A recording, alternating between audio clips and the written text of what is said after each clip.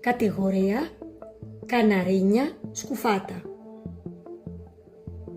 Η αναπαραγωγή διοσκουφάτων καναρινιών γενικά δεν συνίσταται από τους εκτροφείς και θεωρείται επικίνδυνη.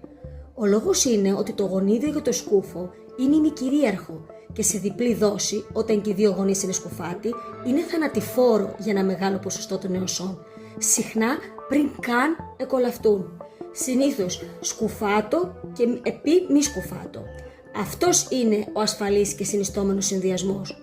Περίπου το 50% των νεοσών θα είναι σκουφάτα και το 50% μη σκουφάτα. Σκουφάτο με σκουφάτο. Υπάρχει μεγάλος κίνδυνος, καθώς ένα ποσοστό των αυγών, θεωρητικά το 25%, περιέχει το γονίδιο σε διπλή δόση, οδηγώντας συνήθως στο θάνατο του εμβρίου μέσα στο αυγό ή του νεοσού αμέσως μετά την εκόλαψη. Για να έχετε σκουφάτα καναρίνια με ασφάλεια, θα πρέπει να ζευγαρώσετε ένα σκουφάτο με ένα μη σκουφάτο. Το μη σκουφάτο, σε αυτή την περίπτωση, επιλέγεται επειδή έχει καλύτερη ποιότητα πτερώματος, η οποία εξισορροπεί το πλούσιο πτέρωμα του σκουφάτου. Με λίγα λόγια, συνοψίζοντας, αποφύγετε το ζευγάρωμα δύο σκουφάτων καναρινιών για την υγεία και την επιβίωση των νεοσών.